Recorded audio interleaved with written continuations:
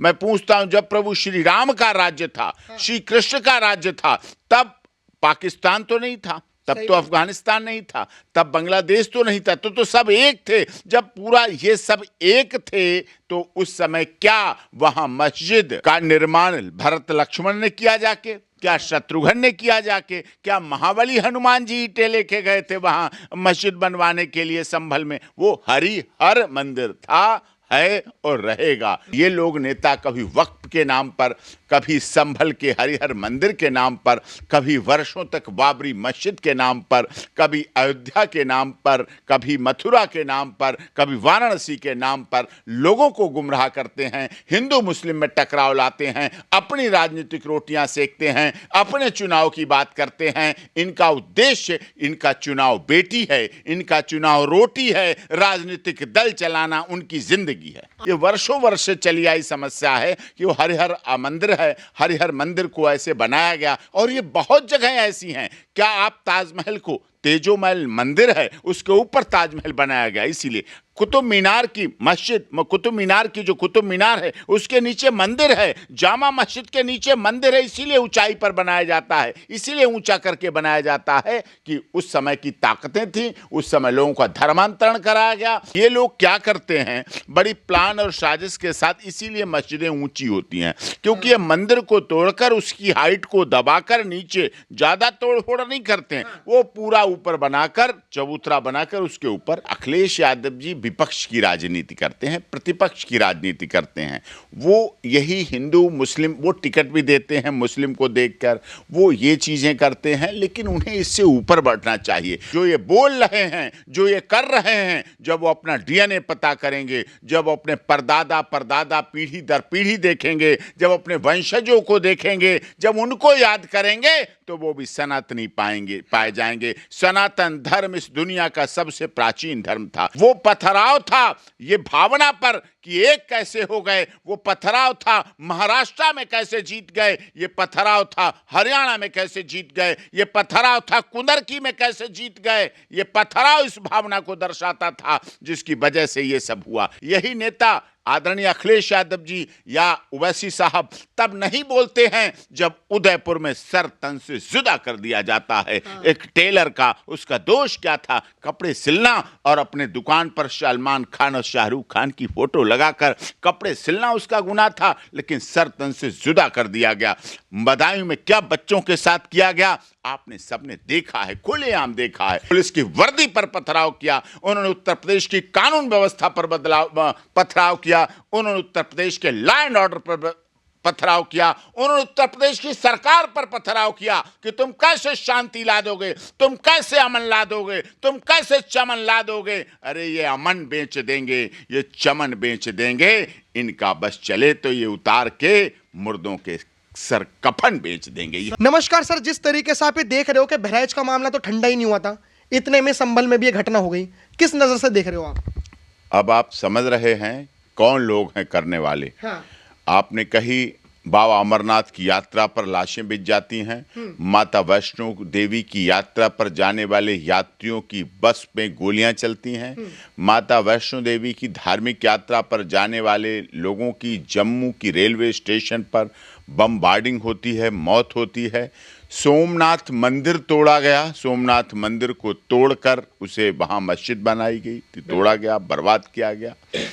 अयोध्या में बाबर ने क्या क्या आतंक मचाकर किस तरह से बाबरी मस्जिद का निर्माण किया, जो 500 साल की लड़ाई और माननीय सर्वोच्च न्यायालय की लड़ाई जीतने के बाद वहां फिर से मंदिर बन पाया, राम जन्मभूमि पे फिर से मंदिर बन पाया, अयोध्या में फिर से मंदिर बन पाया, दशरथ की नगरी में फिर से मंदिर बन पाया, हनुमानगढ़ी में फिर से मंदिर बन पाया, जहां राम लला जन्म लिया वहां फिर से मंदिर बन पाया। सोचिए, मथुरा की बात है, मथुरा में भी यही, जहां कृष्ण जन्मभूमि है, जहां कृष्ण जन्म पैदा हुए, जहां पूरी दुनिया कहती है मथुरा में कृष्ण का जन्म हुआ, पूरा संसार मानता है मथुरा में कृष्ण का जन्म हुआ, लेकिन ये सिद्ध करने के लिए भी टाइम लग रहा है और वहां मस्जिद बनी। तो ये इस तरह से मंदिर पर ही ऊपर ये लोग क्या करते हैं, बड़ी प्लान और साजिश के साथ, इसीलिए मस्जिदें ऊंची होती हैं, क्योंकि ये मंदिर को तोड़कर उसकी हाइट को दबाकर नीचे ज्यादा तोड़ फोड़ नहीं करते हैं, वो पूरा ऊपर बनाकर चबूतरा बनाकर उसके ऊपर मस्जिद तो बना ये कह रहे हो कि मस्जिद ऊपर बनाई, वो ये कह रहे हैं कि ये पता नहीं इनके अंदर क्या है कि ये हर मस्जिद में मंदिर ढूंढ रहे हैं। ये जो 1526 वाला केस बताया जा रहा है, जिस तरीके से पिटीशन फाइल हुई है और उसमें बताया गया विष्णु शंकर जैन ने भी कि 1526 में ये मंदिर तोड़कर मस्जिद बनाया गया है, तो उनका कहना यह है कि तुम मस्जिदों में मंदिर क्यों ढूंढ रहे हो। तो मस्जिदों में ही मंदिर ही तोड़े गए थे, मंदिर तोड़कर मस्जिदें बनाई गई, चाहे वेस्ट बंगाल हो चाहे और अन्य जगह हो।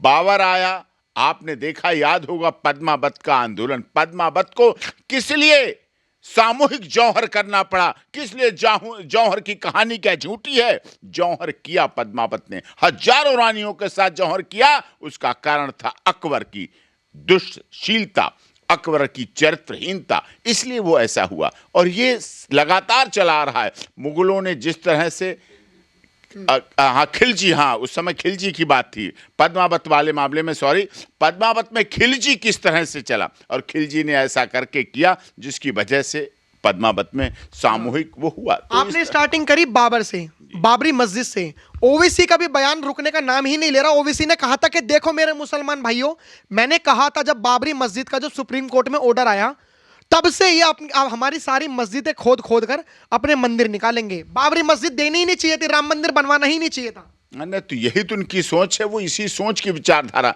लेकिन उन्हें ध्यान रखना चाहिए, जो ये बोल रहे हैं, जो ये कर रहे हैं, जब वो अपना डीएनए पता करेंगे, जब वो अपने परदादा परदादा पीढ़ी दर पीढ़ी देखेंगे, जब अपने वंशजों को देखेंगे, जब उनको याद करेंगे, तो वो भी सनातनी पाए जाएंगे। सनातन धर्म इस दुनिया का सबसे प्राचीन धर्म था। मैं पूछता हूं, जब प्रभु श्री राम का राज्य था, श्री कृष्ण का राज्य था, तब पाकिस्तान तो नहीं था, तब तो अफगानिस्तान नहीं था, तब बांग्लादेश तो नहीं था, तो सब एक थे। जब पूरा ये सब एक थे, तो उस समय क्या वहां मस्जिद का निर्माण भरत लक्ष्मण ने किया जाके, क्या शत्रुघ्न ने किया जाके, क्या महाबली हनुमान जी ईंटें लेके गए थे वहां मस्जिद बनवाने के लिए संभल में? वो हरिहर मंदिर था, है और रहेगा। आपने जैसे कहा रहेगा, वहां के जो लोग हैं वो ये बात मानने को तैयार नहीं है, तो उन्होंने आंदोलन की जगह हिंसावादी आंदोलन करा, पुलिस पे पथराव करे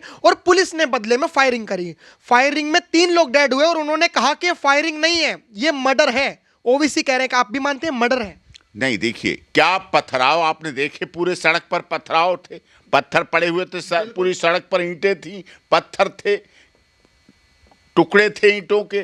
क्या था वो पथराव क्या था? वो पथराव केवल पुलिस पर नहीं है, वो पथराव है कि उत्तर प्रदेश में लॉ एंड ऑर्डर कैसे मेंटेन है। वो पथराव है संविधान पर जो जीने का अधिकार देता है। वो पथराव है हमारे देश की एकता अखंडता पर। वो पथराव उन माओ की लालों पर, जो माओ के लाल जो उत्तर प्रदेश पुलिस के अधिकारी कर्मचारी बन के वहां नौकरी कर रहे थे, वहां लॉ एंड ऑर्डर व्यवस्था बना रहे थे, वो जो व्यवस्था कर रहे थे सुरक्षा संरक्षण की, क्या वो उत्तर प्रदेश के लाल नहीं हैं? जो उत्तर प्रदेश में जिन पर पथराव किया गया, जिन पर पत्थर फेंके गए, जिनके साथ ऐसा हुआ, जिन्हें ये सब कुछ करना पड़ा लॉ एंड ऑर्डर मेंटेन करने के लिए, वो पथराव सिस्टम पर था। वो पथराव था ये भावना पर कि एक कैसे हो गए, वो पथराव था महाराष्ट्र में कैसे जीत गए, ये पथराव था हरियाणा में कैसे जीत गए, ये पथराव था कुंदरकी में कैसे जीत गए। ये पथराव इस भावना को दर्शाता था जिसकी वजह से ये सब हुआ। आपने कहा कि मां के लाल तो वो भी थे जिनके ऊपर पथराव हुआ। जो मां के लाल पुलिस ऑफिसर जो हमारे देश के सुरक्षा कर्मी माने जाते हैं, असदुद्दीन ओवैसी खुलेआम मीडिया में कह रहे हैं कि उनका तो सस्पेंड हो जाने चाहिए वो, और यहां पे उन्हें रहने का कोई अधिकार नहीं है क्योंकि उन्होंने हमारे मुस्लिम भाइयों का तीनों का कत्ल कर दिया। उन्हें तो बिल्कुल, उनकी सुरक्षा में कौन है? इस देश में पार्टियां बदलती हैं, सत्ता बदलती है, व्यवस्था बदलती है, पुलिस अधिकारी कहीं अफगानिस्तान से नहीं आते हैं, पुलिस अधिकारी चाइना से नहीं आते हैं, पुलिस अधिकारी इसी देश के रहते हैं, इसी देश के अधिकारी होते हैं जो धीरे धीरे प्रमोशन होके बढ़ते चले जाते हैं। राजनीति आएगी, सत्ता आएगी, सत्ता के लिए इतना नहीं गिरना चाहिए। हमारी सेना का, हमारे रक्षा के लोगों का, जो रक्षा के कार्यों में जुटे हैं, जो संविधान को बचाने में जुटे हैं, जो हमारे सिस्टम को बचाने में जुटे हैं, उनके अधिकारों पर, उनके कर्तव्यों को कर लेने दीजिए। आप आएंगे जाएंगे, सत्ता बदलेगी जाएगी, लेकिन वो वहीं रहेंगे। उनका काम है देश में शांति व्यवस्था करना, उनका काम है देश में माफिया आतंक खत्म करना, उनका काम है, पुलिस वालों का काम है कि उत्तर प्रदेश में बहन बेटियों की सुरक्षा करना, बहन बेटियों का संरक्षण करना। लोगों को यह बात की परेशानी है कि दूसरे योगी जी के राज में भी दंगे क्यों नहीं हो पा रहे हैं। पहले हर महीने दंगे होते थे, हर हफ्ते दंगे होते थे, अभी तो कुछ बसें जलाई गई, कुछ सरकारी संपत्ति फूंकी गई। पहले हर हफ्ते और हर महीने उत्तर प्रदेश में सरकारी संपत्ति फूंकी जाती थी, पुलिस पर पथराव चलते थे, गोलियां चलती थी, मारे जाते थे, शहीद होते थे। अब लोगों को इसी बात की परेशानी है कि अब ऐसा क्यों नहीं हो रहा, कब होगा, क्यों नहीं हो रहा है, कौन रोक रहा है, किसकी वजह से रुक रहा है। इसलिए लोगों को भड़काकर ऐसा किया जा रहा है, ऐसा बदलाव लाने का प्रयास किया जा रहा है, जो कि पूर्ण रूप से गलत है। ये भारत की एकता अखंडता के लिए भी गलत है, ये जीर्णोद्योग के सिद्धांत के खिलाफ भी है। जिस तरीके से आप वीडियो देख रहे हो, वीडियो सामने आ रही है, न्यूज़ सामने आ रही है, जो उन्होंने विजुअल्स बनाए हैं न्यूज़ वालों ने, उसमें पुलिस वालों ने समझा रहे हैं कि तुम्हारा भविष्य खतरे में आ जाएगा, तुम नेताओं के चक्कर में मत पड़ो। लेकिन ऐसा क्या है जो वो पुलिस वालों की भी बात नहीं मान रहे और उन्हें बस पत्थर मारने से मतलब है, फिर वह चाहे हिंदू हो, चाहे वो पुलिस हो, या फिर कोई भी अन्यथा वकील वगैरह कोई भी हो। देखिए, सनातन धर्म सबसे सॉफ्ट टारगेट है। सनातन धर्म को कोई भी बहुत जल्दी से सॉफ्ट टारगेट कर लेता है। सनातन धर्म में सिखाया जाता अहिंसा, उनके में सिखाई जाती है हिंसा। यही तो फर्क है। हमारे चांद को देखकर बहनें, बेटियां, पत्नियां अपने पतियों की उम्र मांग लेती हैं। उनके यहाँ चांद देखकर कितने बकरे काट दिए जाते हैं। अपनी अपनी उनकी सभ्यता। हम सर्वजन हिताय बहुजन हिताय बहुजन सुखाय में रहते हैं। हम सर्वे भवन्तु सुखना सर्वे सन्तु निरामया में रखते हैं। हम सबका साथ, सबका विकास, सबके विश्वास, सबके न्याय में रहते हैं। हम वसुधैव कुटुम्बकम में जीते हैं। हम जीना चाहते हैं, करना चाहते हैं, लेकिन हमारे साथ कुछ ऐसा नहीं होता है। जब भी चाहे सोमनाथ का मंदिर तोड़ा गया, वो भी आपने देखा, चाहे खिलजी के द्वारा पद्मावत के समय चित्तौड़गढ़ आज भी ऐतिहासिक खून से रंगा हुआ है। चलिए, ये तो हमने जो बात करी, ये तो हमने करी थी ग्राउंड के लोगों की। अब बात कर लेते हम नेताओं की, क्योंकि यहाँ पे नेताओं की एंट्री अब बहुत जोरों शोरों से हो रही है। समाजवादी पार्टी में एक नेता हैं जिनका नाम है ज़ुबैर रहमान बर्क। उनके खिलाफ एफआईआर रजिस्टर्ड हो गई है। क्या आपको लग रहा है कि पॉलिटिशियन, समाजवादी पार्टी भी दंगे करवाने में इन्वॉल्व है, जिस तरीके से एफआईआर रजिस्टर्ड हुई है? देखिए, एफआईआर रजिस्टर्ड हुई, वो जांच का विषय है। निश्चित तौर पर जांच होनी चाहिए और दूध का दूध, पानी का पानी होना चाहिए। मैं ये भी कहता हूं, दोषी बचना नहीं चाहिए और निर्दोष को सजा नहीं मिलनी चाहिए। तो अखिलेश यादव जी जो कह रहे हैं कि उस मस्जिद में सर्वे नहीं होना चाहिए, उसमें आपसे कितना वाकिफ रखते हैं इस बात से? देखिए, अखिलेश यादव जी विपक्ष की राजनीति करते हैं, प्रतिपक्ष की राजनीति करते हैं। वो यही हिंदू मुस्लिम, वो टिकट भी देते हैं मुस्लिम को देखकर, वो ये चीजें करते हैं, लेकिन उन्हें इससे ऊपर बढ़ना चाहिए। उन्हें अपने पूज्य पिताजी आदरणीय नेताजी मुलायम सिंह यादव को याद करना चाहिए, जो इस देश के रक्षा मंत्री रहे, जो इस देश की रक्षा के लिए सियाचिन की सीमा, ग्लेशियर, लद्दाख, लेह और बीकानेर की सीमा पर अपने सैनिकों के साथ पहुंचे थे। उन्होंने रक्षा के लिए बहुत से काम किए। क्यों किए? उन्होंने जानते थे कि हमारे देश के बॉर्डर सुरक्षित नहीं हैं। उन सुरक्षित को करने के लिए नेताजी मुलायम सिंह यादव ने बहुत कार्य किए। उनके पदचिन्हों पर चलकर कार्य करना चाहिए, राजनीति से उठकर। तुष्टीकरण की राजनीति से ऊपर उठकर कार्य करेंगे तो अखिलेश यादव जी भी अच्छे सूझबूझ वाले नेता हैं, योग्य हैं, विद्वान हैं, पढ़े लिखे हैं, लेकिन वो कहते ना कुछ तो मजबूरियां रही होंगी, कुछ न कुछ तो मजबूरियां रही होंगी। कोई यूं ही व्यवहार नहीं होता है। अपने घर में तो वो भी गाय, गंगा, गीता और गायत्री की पूजा करते हैं, सम्मान करते हैं, लेकिन बाहर आके उन्हें मीडिया वाइट और बाहर क्या करना पड़ता है, ये राजनीति का विषय हो जाता है। आप सुप्रीम कोर्ट के वकील हैं, बहुत सारी जनता का अब सवाल बन चुका है बहराइच को देखकर या फिर अब संभल को देखकर कि देश इस संविधान से चलेगा या ये शरीयत से चलेगा। देखिए, संविधान था और संविधान से चलेगा, लेकिन संविधान में जब शरीयत थोपी जाती है तो जहांगीरपुरी में रामनवमी पे गोलीकांड होता है। जब संविधान पर शरीयत थोपी जाती है तब नूंह, मेवात, हरियाणा में भोले भाली महिलाएं, बच्चे, बेटियां जब महाशिवरात्रि के समय गंगा जल लेकर, हाथों में बेलपत्री, धतूरा, नारियल लेकर गंगा जल चढ़ाने जा रहे होते हैं, तब उन पर लाठियां चलती हैं। कहाँ से आती हैं वो लाठियां, कहाँ से आती हैं वो गोलियां, कहाँ से आते हैं वो पत्थर, जो पुलिस को पैराशूट ऊपर से पहुंचना पड़ता है, पूरा इलाका घेराबंदी हो जाती है, पुलिस वहां प्रवेश नहीं कर पाती है अपने बच्चों को बचाने के लिए, अपनी बहनों को बचाने के लिए, अपनी बेटियों को बचाने के लिए, तब ऊपर से पहुंचना पड़ता है, तब वहां स्थिति नियंत्रण में आती है, तब होता है। वेस्ट बंगाल में आप लगातार आए दिन देखते हैं, बहराइच में आपने देखा कैसे कैसे घटना में एक महिला के पति की हत्या हुई, जिसका पहला करवा चौथ था, जिसकी मेहंदी हाथों की नहीं छूट पाई थी, लेकिन उस को विधवा बना दिया गया और पहले करवा चौथ से पहले उसके माथे की बिंदिया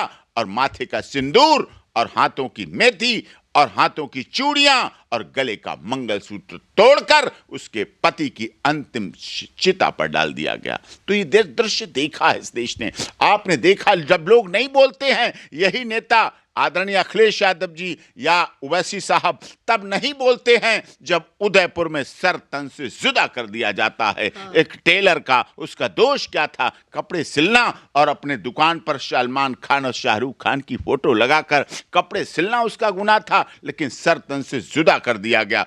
बदायूं में क्या बच्चों के साथ किया गया आपने सबने देखा है, खुलेआम देखा है। लेकिन ये चाहते हैं ये स्थिति और भयावह हो जाए, और बड़ी हो जाए, बेहद हो जाए, विहंगम हो जाए, लेकिन उत्तर प्रदेश सरकार, Uttar Pradesh police law and order maintain करने वाली व्यवस्थाओं पर हमें पूरी तरह से भरोसा है, विश्वास है कि वो कानून का राज्य चलाएंगे, संविधान का राज्य चलाएंगे। शरीयत से नहीं चलेगा, संविधान से चलेगा। हमने तो शरीयत और संविधान को मिलाने का प्रयास किया। ट्रिपल तलाक भारत में माननीय सर्वोच्च न्यायालय में क्वेश्चन करके अपने इस्लाम को मानने वाली महिलाओं के सम्मान को जीवित रखा, इस्लाम को मानने वाली बहन बेटियों के सम्मान को जीवित कर रखा और ट्रिपल तलाक क्वैश कर दिया। जबकि 56-57 देशों में आज भी ट्रिपल तलाक क्वैश नहीं है। और इसका बड़ा प्रभाव पड़ा, इसका बड़ा प्रभाव यह पड़ा पूरी दुनिया में। पूरी दुनिया ने देखा कि भारत वसुधैव कुटुंबकम बोलता है, one earth, one family, one future, one health कहता है तो करके भी दिखा देता है। और जब बांग्लादेश में समस्या आई, वहां की आदरणीय प्रधानमंत्री शेख हसीना जी के ऊपर, उनका जहाज 56 इस्लामिक देशों में नहीं गया, उनका जहाज भारत की धरती पर उतरा, क्योंकि वो जानते हैं कि बेटी बचाओ बेटी पढ़ाओ केवल नारा भारत बोलता नहीं, करके भी दिखा देता है और अपने वचनों पर चल के भी दिखा देता है। रघुकुल रीति सदा चली आई, प्राण जाए पर वचन न जाई। तो रघुकुल की रीति, प्रभु श्री राम के वंशजों की नीति भारत में चल रही है। इसलिए शेख हसीना जी भारत आई और भारत में उन्हें सुरक्षा मिली और भारत में सुरक्षित है। अभी जिस तरीके से मीम्स भी बन रहे हैं कि तोकीर रजा कहीं ना कहीं छुप गए हैं। तोकीर रजा ने जो तोकीर रजा के जैसे बयान है, वहां के तमाम जो मुस्लिम्स हैं जो रोडों पर आना चाहते थे, और अब पार्लियामेंट सेशन भी स्टार्ट हो चुका है और उसमें वक्फ बोर्ड में जरूर अमेंडमेंट होगा, जिस तरीके से अमित शाह जी के बयान है। अब क्या आपको लग रहा है कि इस घटना के बाद या यूपी पुलिस जो कर रही है, इस घटना के बाद अब मुसलमान सड़कों पर आएगा वक्फ बोर्ड के लिए?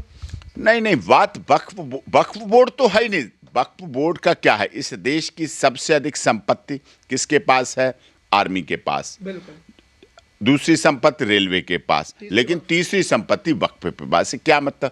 वक्फ की संपत्ति कभी रेल के काम आती है? वक्फ की संपत्ति कभी किसी IIT college, university, degree college, अस्पताल, एम्स, स्कूल, वृद्धाश्रम, खेल का मैदान किसी के लिए काम आती नहीं आती, उसका सार्वजनिक उपयोग नहीं हो पाता, धार्मिकता के लिए होता है, लेकिन सार्वजनिक उपयोग होना चाहिए। हमारे देश में भी शिक्षा, स्वास्थ्य और रोजगार की आवश्यकता है। हमें लड़ना है शिक्षा और स्वास्थ्य और रोजगार से, हमें शिक्षा, स्वास्थ्य, रोजगार को बढ़ाना है, उसके लिए हमें एक आवाज में उठना है और उसके लिए हम काम करें। लेकिन ये लोग नेता कभी वक्फ के नाम पर, कभी संभल के हरिहर मंदिर के नाम पर, कभी वर्षों तक बाबरी मस्जिद के नाम पर, कभी अयोध्या के नाम पर, कभी मथुरा के नाम पर, कभी वाराणसी के नाम पर लोगों को गुमराह करते हैं, हिंदू मुस्लिम में टकराव लाते हैं, अपनी राजनीतिक रोटियां सेकते हैं, अपने चुनाव की बात करते हैं। इनका उद्देश्य, इनका चुनाव बेटी है,